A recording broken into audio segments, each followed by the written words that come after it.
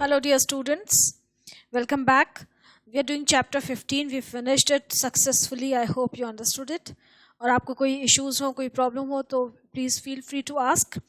And once again, a request: please do like, share, and subscribe our channel. We do need your support. A lot of support is required. Okay. So we are doing the question answers today. Chapter 15 hygiene a key to healthy life. इसकी जो last की जो chapter के बाद की जो exercise है we are going to do that. It is very very easy but still routine है कि मैं चैप्टर पूरा कंप्लीट करती हूँ. So I am going to do it. So the first question is no urination. MCQs हैं. No urination due to shortage of water in the body is a typical symptom of. देखिए body में water की shortage हो गई है जिसकी वजह से यूरिनेशन नहीं हो रहा है. तो आपको ये ध्यान रखना है कि वाटर की शॉर्टेज क्यों हो रही है. दो पेशेंट पानी का इंटेक ले रहा है, he is intaking water but still there is a shortage of water. That means कि वाटर किसी और फॉर्म से बॉडी से रिमूव हो रहा है. तो वो किस फॉर्म से होता है, या तो वोमिटिंग या डिसेंट्री, डायरिया, जो वाटरी स्टूल पास आउट होता है. तो it is a typical symptom of which disease. No urination मतलब देखिए एक तो होता है कि आपको वाटर की शॉर्टेज हो रही है, उसके अलावा यहाँ पे जो दे रखा है जो इम्पोर्टेंट पॉइंट है कि यूरिनेशन नहीं हो रहा है. यूरिनेशन नहीं हो रहा है. कौन सी बीमारी है ये जिसमें कि यूरिनेशन नहीं हो रहा है? तो इसका मतलब यूरिया बॉडी से बाहर नहीं निकल रहा है, यूरिया बॉडी में एक्यूमुलेट होता है and that is a very serious condition. तो ये आपकी कॉलेरा में होता है. ठीक है, कॉलेरा में ये इश्यूज आते हैं. Now, which one of the following is an unhealthy habit? Removing wax from inside the ears, keeping the mouth closed while breathing, sleeping for only 6 to 7 hours, and sharing towels with others. तो unhealthy habit इसमें से कौन सी होगी? Sharing towels with others. This is very simple. This was a simple question. आप दूसरों के साथ अपनी towel share करते हैं तो वो that is not very healthy क्योंकि germs transfer हो जाते हैं ना, हमें ये नहीं करना चाहिए. Okay, next is the protozoan that causes malaria. Malaria जो कॉज कर रहा है प्रोटोजोआ है एक, दैट इज प्लाज्मोडियम. प्लाज्मोडियम की अलग अलग जो स्पीशीज हैं वो ये मलेरिया डिजीज कॉज करती हैं. और इसका जो वेक्टर है वो फीमेल एनोफिलीज मॉस्किटो होता है. ठीक है, प्रोटोजोन जो कॉजल ऑर्गेनिज्म है वो प्रोटोजोआ है, प्लाज्मोडियम. और जो वेक्टर है जो इस प्रोटोजोआ को ट्रांसफर करता है from a diseased person to a healthy person, that is your female anopheles mosquito. Next, the chemical substance mainly responsible for tooth disorders. आपकी टीथ में जो प्रॉब्लम्स आती हैं, जो टूथ डिसऑर्डर्स होते हैं, पेन होता है या इन्फेक्शन होता है या वीकनेस आती है टीथ में, तो वो कौन से किस सब्सटेंस की वजह से होता है? That is basically fluorides.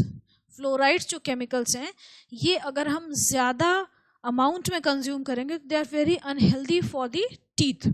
हमारे टूथ के लिए बहुत अनहेल्दी है. पहले आपने देखा होगा, पहले कुछ एडवर्टीजमेंट्स में आता था कि फ्लोराइड होना चाहिए टूथपेस्ट में, ये वो. आजकल वो सारे एडवर्टीजमेंट्स बंद हो गए क्योंकि ये बहुत क्लियर गाइडेंस हैं कि फ्लोराइड की एक बहुत मिनिमम क्वांटिटी ही होनी चाहिए, otherwise it will damage your teeth. Next, typhoid is caused by. अब टाइफॉइड जो है ये एक बैक्टीरिया है, सैल्मोनेला टाइफी, उसकी वजह से होता है. ठीक है, it is a bacteria. Bacteria का नाम होता है सैल्मोनेला टाइफी. तो यहाँ पे आपको जो ऑप्शंस दे रखे हैं कि टाइफॉइड किस वजह से होता है, तो आप देखिए कौन कौन से ऑप्शन है. House fly, bacteria, virus, none of the above.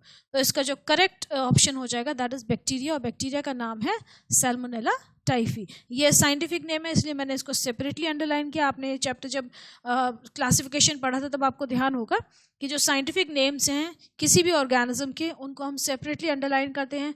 First name starts with the generic name होता है, वो starts with a capital letter. जो सेकंड नेम होता है वो स्पेसिफिक नेम होता है, स्पीशीज का नाम होता है, and that starts with a small letter.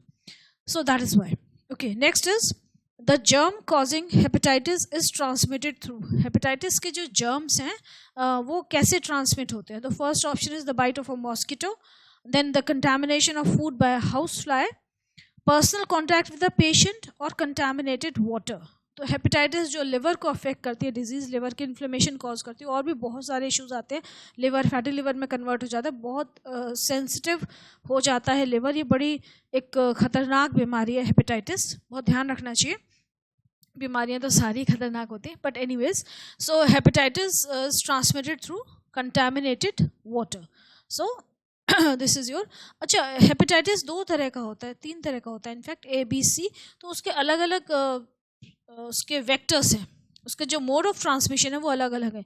तो नॉर्मली ये बात हो रही है कि हेपेटाइटिस जो है वो ए जो है it is transmitted through contaminated water.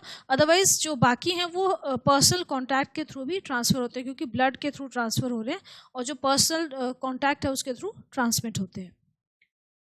Next, match column 1 with that which is most appropriate in column B. Column A और बी को मैच करना है, 1 और 2 को मैच करना है.